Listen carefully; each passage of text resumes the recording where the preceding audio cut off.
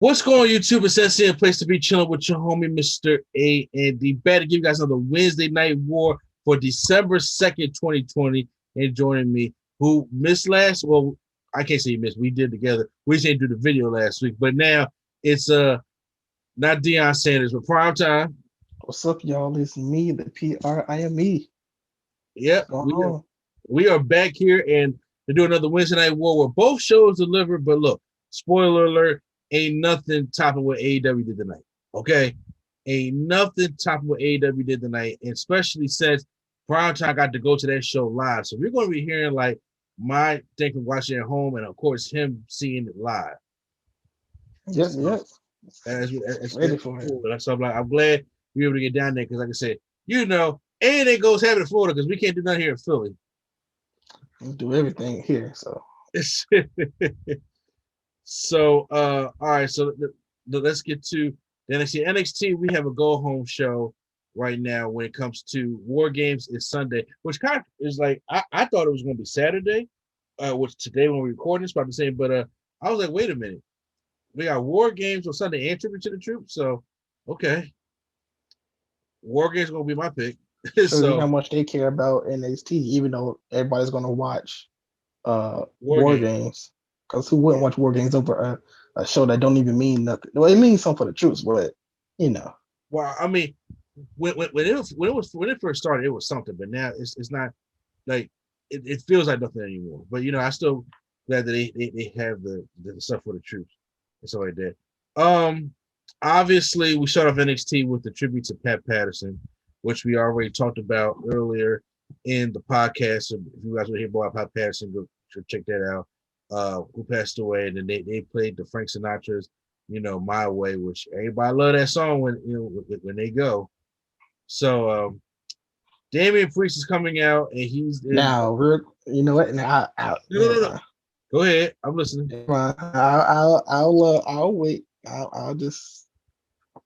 Okay, fair enough. I won't say it. Well, Damien Priest is in the ring. He's getting ready for a tag team matchup, and Johnny Gargano is on commentary. And so we're getting Damien Priest and Leon Ruff taking on Gato del Fantasma, basically just to get everybody ready for the triple threat match coming up in at War Games, which I'm actually kind of excited for. So Priest it gets most of the heat in this one. Escobar is actually in this matchup, and drop kicks Dame Priest to the corner and lands a suplex for a 2 count. And then as he's taking more of the heat, we get a tag from Leon Ruff, who comes in there and then hits an insecurity, followed a couple of drop kicks. He comes down, he's getting a little hot. He has the hot tag thing comes down, but then Priest is he tags in Priest, and Priest hits a flapjack on Mendoza, and then Joseph Escobar with a kick in the forearm. And then Priest is about to set up forgot, I think it's Mendoza for the reckoning, but then Leon Ruff tags himself in and hits a frog splash for the win, which after seeing Montez do it and see D'Lo Brown and AJ, some people do the frog splash. I wasn't a big fan of his frog splash. How did you feel about it? Nah, you're not gonna top those other people that doing a frog splash when that's their specialty, and you just decide you're gonna do it, and you like 90 pounds. I mean, come on now. It didn't even look good. And I'm just like, okay, why does every skinny black guy gotta do a frog splash? Now I'm just like, I like Montez and how he adds to it, but Leon ain't getting the air nowhere near the air that Montez be getting. So he don't even make it. Especially with Leo Rush as well. He got a good one. Yes, Leo Rush, they do the same one, but Leo be digging deep and come back up with that. But Leon, I'm like, nah, I'm good. After the match, they pre-celebration rough, but then they turn to go Gato. He still has the ghost faces behind him. I'm like, what? We still doing that Halloween gimmick? Halloween is over. I don't understand, but all right, cool. I guess I don't know. I don't agree with neither. We get a replay of the ladder match, and then we see Shotzi Blackheart. Your girl back there sweating and wheeling. Something for War Games. Ember Moon and Rhea Ripley come in and say they have something under a black sheet, and then they open it. You just see like the glow, kind of like we're in Pulp Fiction, but it's obviously like it's beautiful. time to go to war, which we know they got her a new tank. Yeah, but why? Why do they care? I guess Who it's knows? parts of their faces. You know, say everybody I loves mean, yeah, them. but why does Rhea Ripley care about a tank? I couldn't tell you. I couldn't tell you Ember Moon either. But when you all face it, like, we'll go into war together, and then you might as well have her come out. I mean, it's a support your team. So I mean, I was cool because she needed to come back. She needed to come back with it. Probably something that you wasn't cool with though. Well, first of all, before we get to that, there's a video package of the Undisputed Era, and they're in a limousine, and they're in suits, and they go to this restaurant, and Cole said they've never been tested this hard, and it's a must-win match for them. And I'm just like,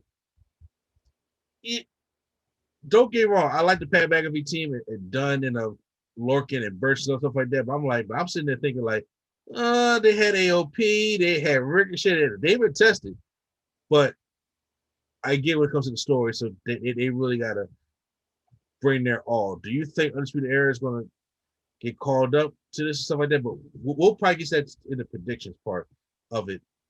Okay. Cameron Grimes is backstage talking to himself, getting ready for his matchup, and he goes up against August Gray.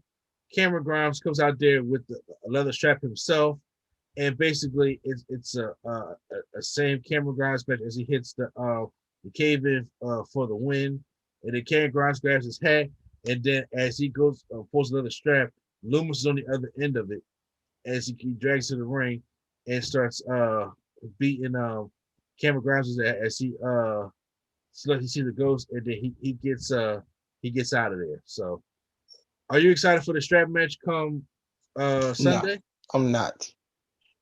I had a feeling you was probably going to say that. What shit? I mean, just strap match, blindfold match. What other old school matches there that we got left? Oh, for We're Cameron gonna Grimes, do we're gonna do a something on the pole match next. oh no, well, Vince was not there no more. Jake I can't Atlas. tell. Jake Atlas taking on Tony Nese. Wow, where Tony Nese has been. Jake Atlas On ends up. 205 Live with all the other people that we don't know. The thing is, I don't even watch 205 Live anymore. I don't either. I just see like the pictures on Instagram of so and so won on 205 Live or something. So yeah. Oh wow. That's how I knew the Bollywood boys were still employed. Oh, well, Nese gets frustrated with the match, and he tried to go for a running knee, but I said Tony. No, Tony Atlas is not doing this. Atlas avoids it. Jake Atlas avoids it and hits a cartwheel DDT for the time rope and wins. After the match, he gets interviewed at ringside and talks about, every time he takes it seems like he takes, 3 steps back, take 1 drastic step forward. So it's the story of his life. Every time something good happens, something bad happens. But he likes it. He likes the challenge. He just puts himself back up, and it's only getting started. So he's on the way of challenging Escobar again. And yet you say that we got too much of Swerve, which I don't even see Swerve. We're getting too much of him too. Just a lot, to be honest with you. Like, he's gonna have to lose eventually, of course, but like, come on. So we can't. I don't want to see him fight the same people over and over, and just because they put it in the tag team form, it's supposed to be different. Well, I mean, I don't mind a fight if Escobar loses the championship. Though you gotta build to something like that. Just don't have him beat and keep losing. We get Pat McAfee in the ring with his friends, and he talks about Vic Joseph sucks, and he pays some respects to Pat Patterson, but not to. He has no respect for Adam Cole and his idiot buddies. So he said basically McAfee told Experience was big on nostalgia tonight. He wants to do the same. He says that his group brought together using money the likes of us will never see. Well, the Sunday's Wargames, the main man, the longest running NXT UK champion in WWE history, Pete Dunne. The Sunday's also about the 2 main eventers who are finally getting to the main event of a pay-per-view, Owen Lorcan and Danny Burch. So just real quick, I'm gonna read what CM Punk had to say about Pat McAfee. Okay. Oh God! So what's CM Punk had to say? No, they're not bad. Okay, because every time when somebody starts up with CM Punk said, you already know. I mean, he kind of just buried everybody else. Basically, he was like, Who you say? he basically said he's a better promo than everybody else on the show. It's like everybody else should be ashamed of him to come off the street, basically, and do this. Well, all right, I'm gonna just say basically what he said. Yeah. A lot has to do with the circumstance where everybody else on the show should feel embarrassment. I mean, the fact that Pat McAfee is a better promo than everyone on the show is basically a big part of that. It's like he did kind of just come off the street. Not come on, he's a fan, but like they've been practicing this. They got promo classes, and he just really comes in and just I don't know. It just kills. I was like, yeah, I gotta say what he was saying. Like, as a wrestler, don't let somebody like Jordan should not let some random Wilson come off the street and dunk on him. Don't do that. Well, I think that's different because anybody can dunk on anybody, catch them off guard. But if you catch them off guard, I mean, but not straight up, though. But not every week dunking on him because like you got to learn from it. This man is killing everybody every week. Yeah, since he got that the first time, not even him in his J. run. Cole will cross LeBron like once, okay, and they go for a dunk, but that better not happen again. And he'll chase down block on probably. He would. Yeah. Oh, his little body would just like fly to the stand or something like that. Next, we get a video of Xia Li and Boa being trained by Shifu. I don't know. They're being waterboarded over and over again, and then Boa looks shell-shocked. Xia Li is crying, and Shifu has beaten them with kendo sticks. I'm like, where is this going? Because there's like a woman leader that they haven't really shown the page. They just show her hands. So I'm curious to see like where this is going to be going. Maybe they're at Wargames. They'll unveil or something. Who knows? I don't know. Maybe maybe those three people are the Ghostface people. Who knows? Stop. You know what? That would be such a waste. I'll be so upset that happened. Everrise is in the ring waiting for the Grizzly Young Vets, but then they get attacked by Fabian Ochner and what's it, Bartel, and they actually the Grizzly Young Vets that they are, and then so they take their places. That's the the Grizzly Young Vets taking on Imperium. So we had an impromptu match. It was supposed to be Everrise, and it doesn't happen like that. But then the match ends in a no contest anyway because Everrise ends up making their way back, and they start attacking. I think it's Imperium, and then so it's all four of them, and then they go to Sister, they start beating them all up, and there's ended to a no contest. So we never know. It could be a three-way tag team matchup down the line. I don't know. Honestly, I forgot who is. Well, obviously the tag team champions are in the Wargames match, so we'll probably see. It could be a three corners and one contender match. It could be a pre-show match for Wargames. You never know.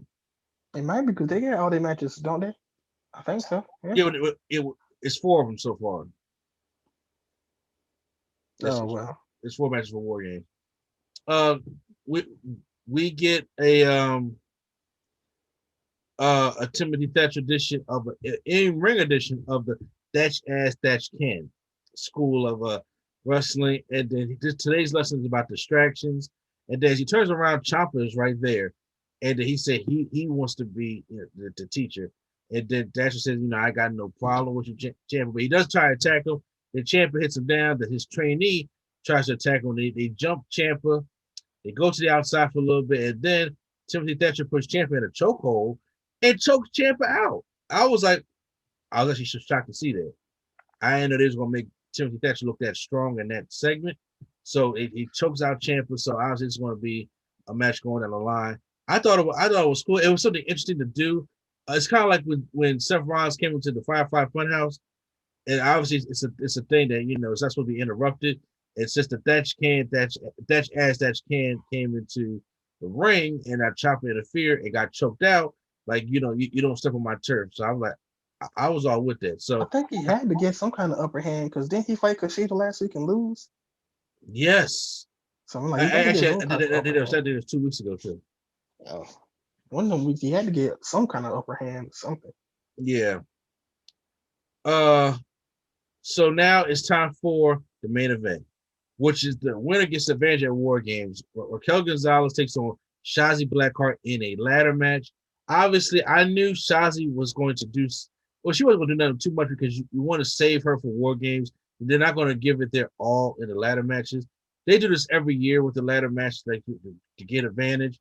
Honestly, I thought I was like it's going to be the same. The heels ever since 1987 have gotten the advantage, but this time was something different. They had both teams on elevated platforms away from the ring, and so the match goes on.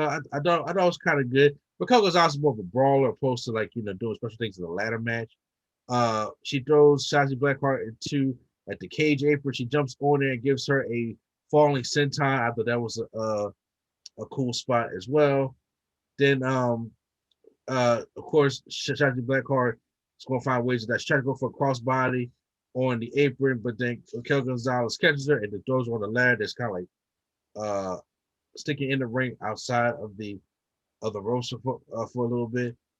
We get back inside. Raquel Gonzalez kicks Shotzi Blackheart who has a ladder, but she sets it up in the corner. She goes for a clothesline mission. Shotzi gives her a running senton in the corner and like bends her back into the ladder. I thought that was kind of cool. And then, of course, somebody gives a ladder to her team on the elevated platform, and Toni Storm and Candice LeRae and God, who's the other one on their team? Dang, you forgot already? Yeah, I'm trying to blank it. Candice is Dakota Kai. There you go, Dakota Kai. They all come down and they start jumping Shotzi Blackheart, but then another ladder comes up. Rhea Ripley and Ember Moon come down. So as everybody's doing all the fighting, we have Raquel Gonzalez trying to climb the ladder, and then here comes Io Shirai, who gives a springboard and hops right on the back of Raquel Gonzalez, which I think was hard to do. People got to give credit. That's hard to do. That's hard to do, but also the NXT ladders are not as sturdy as the main roster ladders. Yeah. So I'm glad that they were able to do it without falling. Because remember when Ricochet tried to do that to like somebody and they both fell off? Yeah. Yes, I'm glad they got sturdy ladders. And they could just be smaller, so they could just take more weight because they're smaller. The women are smaller. Yeah, Ricochet. So Killian Dane. So it takes Raquel Gonzalez down off the ladder, and she knocks her to the outside, and then Io Shirai goes up and springboards and does her moonsault, taking out everybody on the outside. At first, I thought she would kill herself, but she was safe with it. And then it opened the door. She's gonna wait to the pay-per-view to kill herself. Come on now. What you said? She's gonna wait to the pay-per-view to kill herself. Everybody knows that. Oh yeah, you know she's gonna do it. Her and Shotzi gonna do it. Nah. I don't think Io gonna do it this year. And Shotzi's gonna be by herself unless they do it in both corners. You don't think Aaron Moon's gonna go for the close off the top of the cage? No, I don't. She's not. Because that will be hard to do. That's a hard angle thing to do. That's a hard. You're not gonna. So you mean tell me she's about to jump all the way off the cage, take a bump on her butt with nothing? I don't. I doubt it. The ladder, she could do it off the ladder because the ladder, when she did it off the ladder, it was like off like the fourth run. Yeah, like it's not that high. Yeah, but on the top of the cage to land on nothing but your God, that's RIP tailbone. You right on that one. So Shotzi Blackheart wins for the first time. The faces got the advantage in the War Games matchup. So they do the old Hardys and Edge and Christian pose on the ladder. Got Shotzi at the top, Ember and Io on the sides, and Rhea in the middle. I thought it was a nice picture, a nice shot. So that was NXT. So I figured we get in, just real quick. Do you think WWE will ever do a lethal lockdown match? A lethal lockdown match? No. Basically, War Games with weapons coming down. Basically, like you don't think they do that? I would like to see a lethal lockdown match. First, I would like to see Impact do a lethal lockdown match again, but I don't think that will definitely not Vince. Triple H may entertain the idea, but I don't think I really think if Triple H does like a lethal lockdown match, it's going to be the size of Hell in a Cell. Remember, because when it came to it's Impact, basically the same thing that they got now, just with all they need is a roof to come down with weapons, basically. Yeah, I mean that would be cool, but I think he'll want them to have more space, opposed to just be. I mean, other than doing, I mean, so you're saying have a roof come down while the two rings are still there? Mm-hmm. And roof with weapons just come down over it. You know what? That'll be dope. But once again, if you do that, we don't get our high spots anymore. And I kind of do like, because every year we do get a high spot where somebody, like when what was it, Adam Cole fell through the table, or when Ricochet did the over rotation Yep. double moonsault, or Io does the moonsault. Also, there's always that high spot that everybody has. So I'm just like, okay, well, I mean, yeah, I kind of like the high spot, but you know what? As you say it like that, they got 2 rings. I don't think they will be opposed to doing it. Knowing them, that they'll probably make the cases a little bit higher. You know what? Actually, we'll get into it. I think AEW can do it too. Could do it. AEW probably will do it. Well, I mean, it would make sense if they do it. I'm just saying. Now, Yeah. especially. So I think right now we probably should just get into the predictions. Okay. Well, let's get into the predictions. Yeah, let's go to predictions. So, Takeover War Games is this Sunday. So these now me looking it up, we got a 5-match card, because at first I know it was only 4 matches, but we are getting. They just added Timothy Thatcher taking on Tommaso Ciampa. I thought that'd been on there. So what was the other match I'm forgetting? I know the strap match, the 2 cages, and that match. What other match is it? The triple threat. Of course, I forgot about that one. All yes. Right. It's amazing you forgot about the triple threat, but you didn't forget about the strap match? Because we just talked about the strap match. We talked about Leon Ruff in the beginning. The moonsault. I mean, the frog splash. You said Leon Ruff. My bad. So we got, okay, so let's go over it right now. Timothy Thatcher taking on Tommaso Ciampa in a singles matchup after Ciampa just got choked out by Timothy Thatcher. Do you think it's going to be more of the same, or does Ciampa get his revenge here? Because he has actually, since coming back, been on a little bit of a losing streak. This one is weird because Thatcher, they kind of should put him over because he's newer, but Tommaso haven't been doing anything. I'm gonna say Tommaso. Honestly, if Ciampa let him choke him out on screen like that, I think Ciampa gets the win here. Because I don't know, because last time he got choked out, we thought he was gonna win, and he lost in like 2 minutes. Well, that was against Karrion Kross also, so which I don't think Karrion Kross is coming back to the NXT roster anyway, but still, I think Vince is gonna bring him right up to the main roster. He could come back. You never know. I do agree with you. So yeah, I got Timothy Thatcher. You know what? And just real quick, what's the difference between him losing the title and Finn Balor losing it? Because like literally, both of them haven't fought probably in the same length of time. Finn Balor probably fought 1 time, and of course that title match where like both of them got injured. It's like we kind of could have kept it on him. He could have just did this. Yeah. No, I mean I got no problem with it though. I know they didn't want to. Huh? I was gonna say I know they didn't want to take it off of Balor because he had just won it, and then they literally just did that because he got injured. So yeah, I hope he's gonna be back in time for whatever NXT does next. I would like to see the championship match. But yeah, I got Ciampa winning this matchup. Dexter Lumis taking on Cameron Grimes in a strap match. Now, I don't think it matters. They didn't say Texas Bull Rope, so I don't think it's going to have to be a thing where you had to hit the corners. I think it's just going to be a thing where he can't run. So I think that's what the strap match is just going to be. And if that's the case, Dexter Lumis wins this matchup.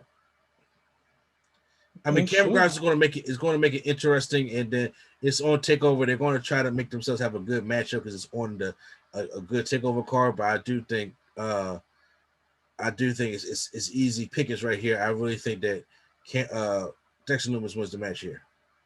Even though I don't like Cameron Grimes, I can see him doing the Alberto Del Rio. Somehow Dexter Lumis get his arm stuck and he's hanging off the turnbuckle and he does the cave in from the top. Oh, see, I didn't even think of it like that. That's probably the only cool thing he can do. You know what? That's kind of dope. Maybe, but you know what? I'm gonna still stick with Cameron Grimes. I'm still Dexter Lumis. My bad. You almost had me. Triple threat match for the North American Championship. Leon Ruff taking on Johnny Gargano, taking on Damien Priest. Does Leon Ruff lose the championship? And if it is, to which one, Priest or Gargano? I'm gonna say he wins here, but then loses it um soon. Like Wow, you know what? if they had like a New If Year's this was 2 weeks episode. ago, you would have had him losing. No, I still have him losing, but I don't. Basically, I don't want to see Gargano or Damien Priest fight anymore, and I don't want to see him fighting them anymore. So I just want him to get away from them, and then maybe New Year's or something, he'll challenge somebody and they'll beat him. Wow, you know what? I would have thought that, but I think Gargano wins the championship back. And then be a 3-time champ for no reason. It's like I think yeah, to piss Q flow off. I think Gargano wins his championship back, and of course, Dame. It's going to be he got Leon Ruff. No matter what's taking the pin in this matchup. Damien Priest ain't taking it, and then like I said, they made him look strong on NXT, going over the tag, Fantasma. So you want On to see Damien NXT. Priest and Finn Balor fight again? No, they could move on.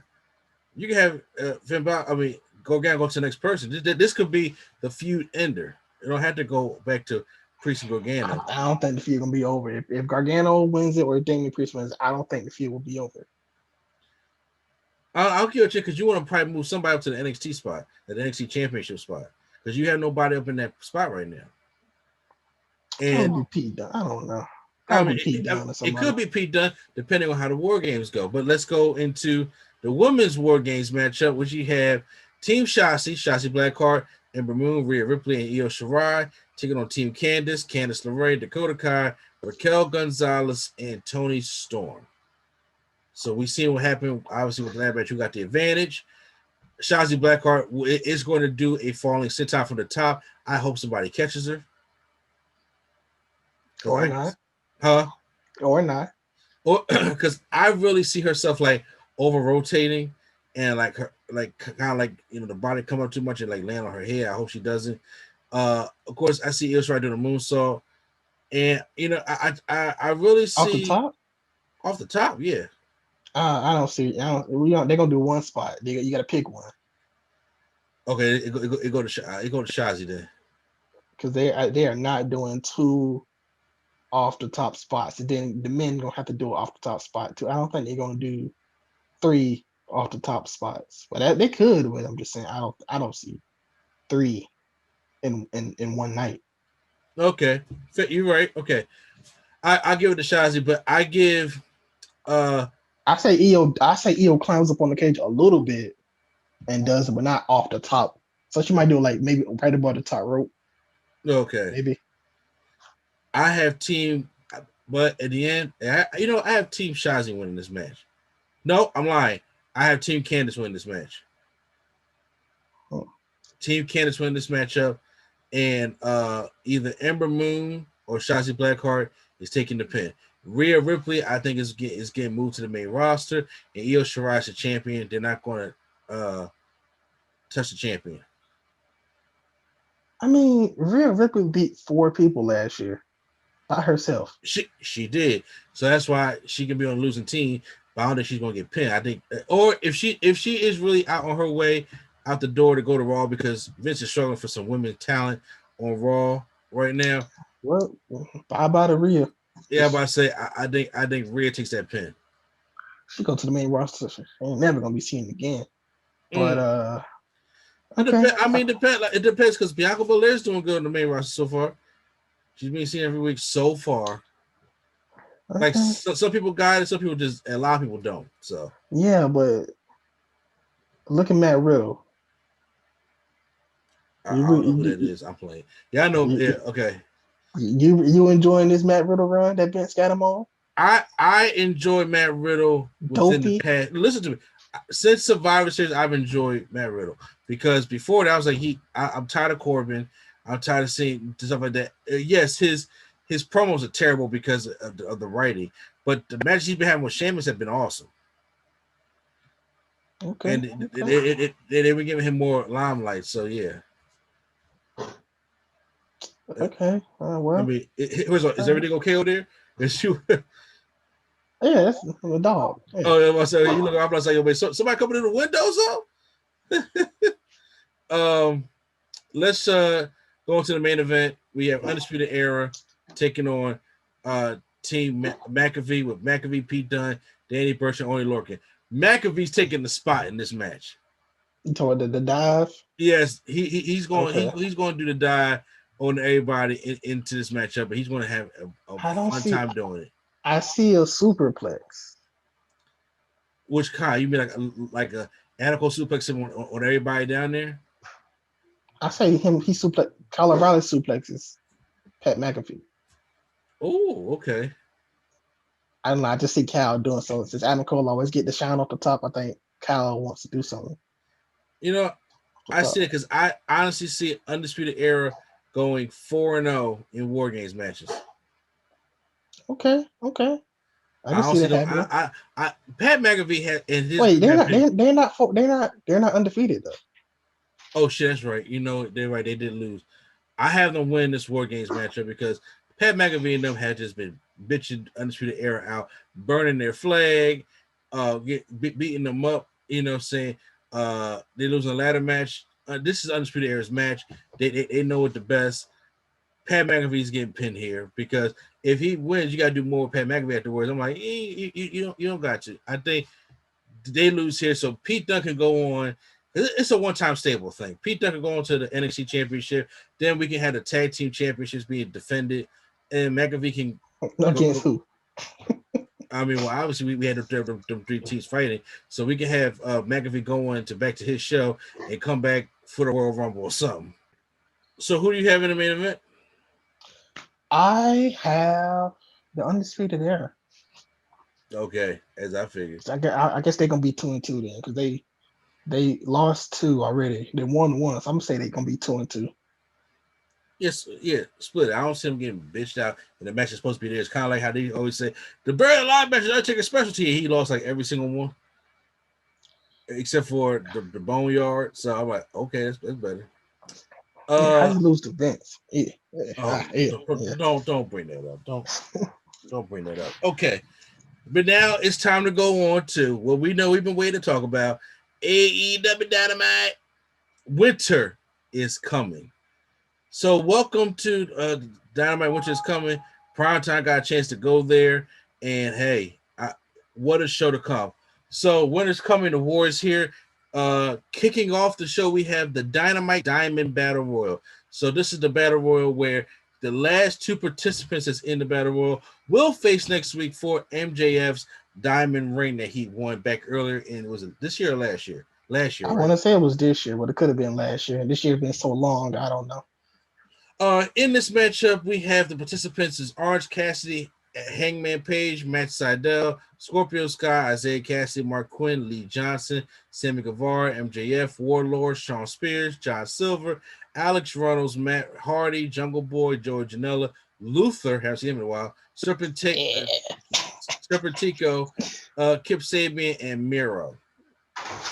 So Matt Hardy tossed Isaiah Cassidy over the top rope in no time. I was just like, okay, so much for them partnering up. So, but the thing is, why do Orange Cassidy and not do Mark Quinn? All right, my bad. Okay, yeah. I was like, so Matt Hardy tosses out Isaiah Cassidy, so like very quickly at the beginning. But I'm just like, so if it's going to be, you're going to toss out Isaiah Cassidy, why not toss out Mark Quinn also as well? Well, it's the art of surprise, you know. I guess he sees himself as one of them, and the other one was Jeff, so he threw him over instead. Oh wow, yeah, that's so. So, Alex Reynolds, John Silver, they did the double Serpentico. There is a moment that is surprising because Matt Hardy actually assists Mark Quinn in the silly string, but Mark Quinn gets tossed over, and so is Matt Hardy. Miro is dominating in this one, and MJF, Warlow, and Sammy Guevara are all like huddled up in the corner, kind of like walking with each other so nobody gets hit or anything like that. As Miro is being dominating, and Orange Cassidy gets tossed out, but he's not eliminated, so remind that for later. And Jungle Boy is still in there. So after Miro, gets distracted, they start jumping Miro and they club him, and then all 3 of the inner circle toss Miro out. Jungle Boy hits a drop kick on Warlow, and Jungle Boy and Sammy Guevara are fighting on top turnbuckle. They have a very interesting exchange on the apron, which I Yep. love. Very good. It was like Especially how none of them almost fell. watching like Mortal Kombat a little bit. It was Yeah. like who all this reversing like that. I thought it was pretty dope. Um, they both get on the top rope, and then MJF pushes both of them off. So that's already creating tension within the circle. Which we, I was so scared because like Jungle Boy was standing up on like he was like standing up on top of Sammy on the top rope, and he just fell like he just took exactly. it. I was like, oh, that could have been bad, but it wasn't. Could have been though. You're right. We also get MJF and Orange Cassidy in get exchange, and then Archie comes in there and hits the orange punch that they call now on Warlow, MJF, and then Cassidy eliminates Warlow. So then after we get the annoying best friends hug, and I then think the that wrong too. person won though. Right now it's MJF and Orange Cassidy next week. I think they should have did what it was Warlow. gonna originally do. I think he should have just had accidentally bumped into Warlow. Warlow accidentally bumps into MJF and sends him over. And maybe we get something going for Warlow instead of just looking at Jake Hager every week. Yeah, well, I was thinking you could do. Well, I mean, it would have been interesting to do Warlow and MJF, but obviously you don't want to bring that. So, I uh, thought they could have did that too. And then if Warlow would have won, MJF could have just handed him the ring and said, "Here, this is from me to you," or something. You know. it could have been something like that. But next week we're gonna get Orange Cassidy taking on MJF. Uh, for the first time ever, we get the demo god, Chris Jericho with Ortiz and Jake Hager, taking on Frankie Kazarian of SCU. So I we just want to say 10 or 15 years ago, this match would have been insane. great. Yes. Even with them at their age now, the match is still pretty good. The only thing that I think was a Kazarian little had a flex sloppy. capacitor. What'd you say? Kazarian has his old finisher, the flex capacitor, which he probably hasn't done in 10 years. Yeah. It's the Spanish fly when he lands on top of you. Uh-huh. Hasn't probably haven't did that in probably over since he had long hair at least. Oh So yeah. I remember them long hair Kaz days. yeah, so Uh he really pulled out the stops. That's so we have Jericho tries to go for a cold breaker, but the Kaz counters it with the Walls Jericho. MJF and Warlow run down the rear. MJF is holding a white towel. He's teasing like he's going to throw it in. And Sammy Guevara comes out and says, "Yo, what are you doing?" Jericho turns around and thought Sammy was intended to end the match. Jericho finally escaped Frankie's submission attempt and hits the Judas effect, which is kind of sloppy on Kazarian, and he wins the matchup. But he gets on the mic and he says, "Look, I'm tired of all this shit. Dead serious." Uh, he said that next week we're going to have the Inner Circle ultimatum. And they have 7 days to figure out how to work together, or the Inner Circle will split up forever. So, what do you think is necessarily going to happen? Because I think it's too early for them to split yet in this storyline. definitely not splitting up. You got They're all the gonna be most on the same successful page with stables. I think they're gonna be on the same page with somehow, some way Sammy gets kicked out. Oh damn! You think they gonna kick out Sammy? Yeah. Well, Sammy looks like he may be on his way for a face turn. Yeah. So I'm saying they're gonna kick him out. He's gonna go be a face. Okay. Or somehow, somewhere. Because I thought when MJF and Sammy came in, I thought somehow they was gonna make Sammy accidentally be the one to throw the towel and make Jericho lose. And then Jericho's gonna get mad and be mad at Sammy. I think somehow, some way MJF is gonna sabotage and make Sammy get kicked out, and then Sammy's gonna have a face turn. Okay. But yeah, that's what I see. We get the Acclaim interrupt the Young Bucks, who are being interviewed by Alex Mavarez. They give like a little rap, and then they mock the Bucks' new book, which come out, which I actually want to try to get. Then TH2 assaults the Bucks from behind, and next week is going to be the Bucks versus TH2 in a non-title match.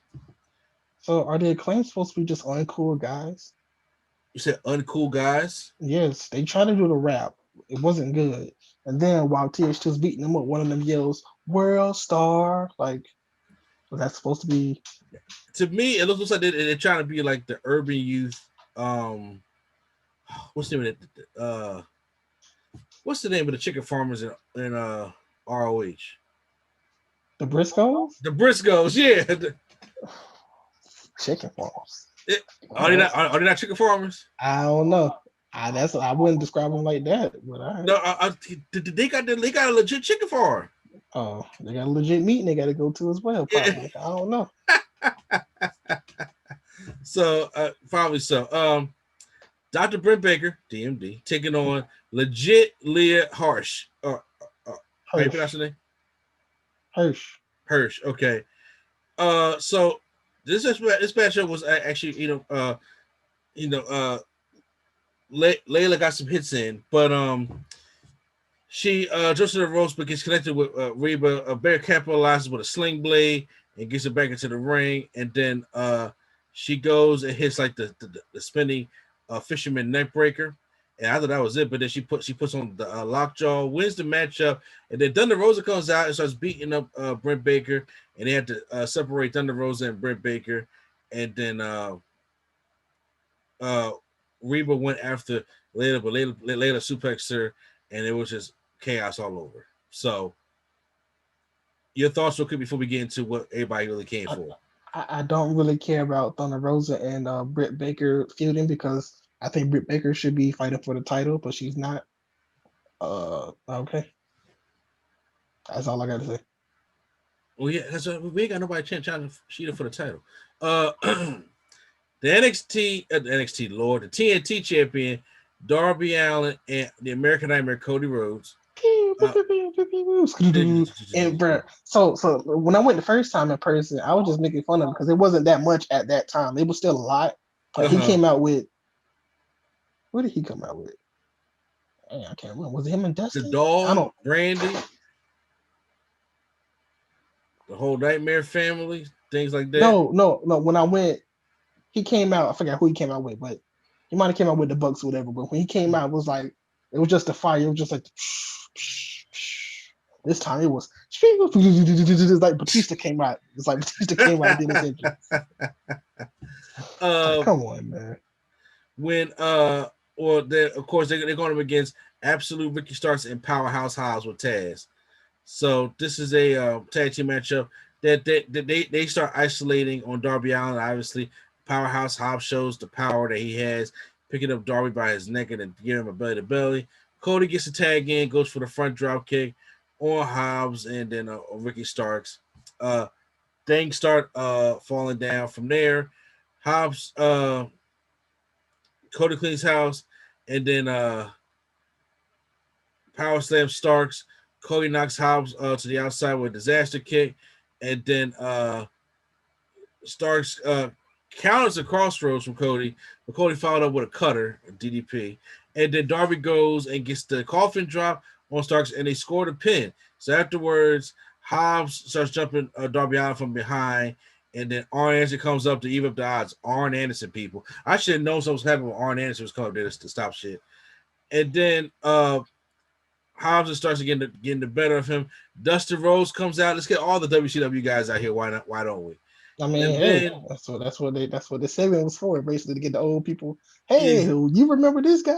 Basically. And then I'm surprised Jake the Snake ain't come out. No, too old. Then Brian Cage comes down, and then everybody's getting picked apart, and then all of a sudden the lights go out, and I'm like, what's going on here? It begins to snow. I swear to you, I didn't know what was coming up now. And then all of a sudden, a figure kind of ruined it a little bit. Wait, what you say? They kind of ruined it a little bit. Oh, so you knew what was happening before this happened? I didn't know necessarily, but so it's a small little detail, but they showed a crow. You can't just show a crow.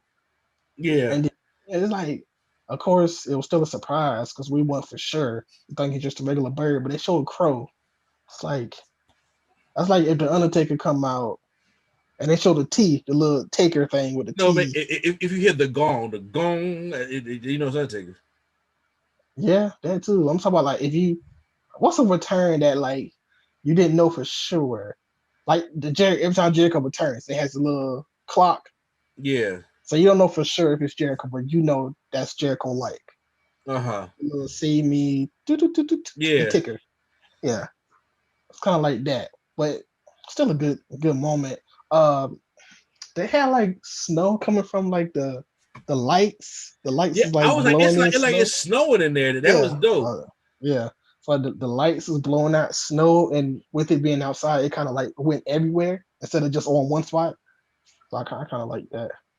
I got all in Sting hair and all that, but yeah, we Yeah. got the Sting coming out with a Stick new jacket, a new shirt, a new gear. new Like he pulled the baseball bat out of his jacket. I was like, that was dope. He pulled the baseball bat out from his jacket, and then Tony Schiavone screams, "It's Sting on AEW!" Like he was excited. Well, I was like, "It's Sting on AEW," and then, your boy Jim Ross. Mark down your calendars, December 2nd, 2020. This is the craziest year. It's got to be got insane. Scream. JR was I'm going. glad I didn't have to listen to him. It was Sting is back on TNT. 19 years it's been since Sting has been on TNT. 19 years since 2001 is when WCW closed its doors, and that was 19 years ago. My goodness. Team Taz retreated, and Sting takes his time and goes down the whole list of age. He first looked at Arn Anderson, stared him You should down. have hit him in the knee. That's Yeah, the first thing I would have did. How many times you done turned on me? I would have hit him in the knee, found Ric Flair, and hit him in the face. How many times have y'all turned on me and I trusted y'all every single time? Then he goes and bends on one knee and he eyeballs Cody, and then he goes over and he said, "We don't, as he's doing this, Jim Ross is just like, we don't know where, we don't know why, we don't know what." I was like, "Yo, if Prom could hear it right." I was dying at home and still be like, "We don't know where, we don't know what, we don't know why." I said, "I was waiting for you. We don't know how." Or all the other stuff. Or Sting said, and then he goes over and stares down Darby Allin. So he goes down the whole age progression and then just walks away. Isn't it amazing how every time Sting debuts, Sting comes up and it's just like, "Hey, we're gonna just interrupt the match, not fight anybody, just come down, just walk, and my presence is going to make everybody retreat." I mean, Sting, honestly, Sting has been everywhere. They kind of show the track list of different promotions he's been in, TNA, WWE, WCW, New Japan, AEW. It's like Sting has been everywhere. He has been everywhere. And now it was like, what a moment. That was an awesome moment to have Sting there. And now it's time for the AEW World Champion, the number one contender, Kenny Omega, taking on Jon Moxley. Don Callis is on commentary for this matchup. And Jon Moxley, Impact president, I think. Think he's the president of Impact or something. The president or the general manager. Some he's like important in the actual Impact, not on TV. Yes, because we're actually about to get a crossover. Mm-hmm. So that we talked about that. So has the big boy match feel, stuff like that. So it's been a year they do the stare down, one of the biggest main events in AEW history. So we go into this, man, and they beat the shit out of each other. They really beat the shit out of each other.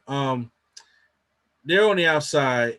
Moxley hits a paradigm shift, like on the floor onto this like speaker looking thing, and the referees are checking on Kenny Omega. That Moxley moves him out the way. Don Callis gets off the commentary team, and then he tries to throw some at Kenny Omega. It's a microphone. He hits it and he hits Moxley in the head with the microphone. Moxley's starting to bleed a little bit over the eye. So now since he's bleeding a little bit over the eye, they're figuring out, okay, Kenny Omega is hitting him with vicious amount of V triggers. Stiff ones too. Say what? Stiff ones too. Yes, they are stiff. Then he hits a Tiger Driver 98, but Moxley kicks out. Then Moxley throws Omega in, but he runs it from another V trigger followed with a Ripcord V trigger. And what Moxley is just he keeps coming. And And then I think doesn't Moxley hit like 2 paradigm shifts in Kenny Omega, or was that before the one on the outside? Because I swore Moxley hit like 4 paradigm shifts in this match. I don't think he hit 4. I thought he hit like 1 on the outside, like 1 in the ring, but couldn't cover him. Okay. Because I was just like, that's a shit ton of paradigm shifts.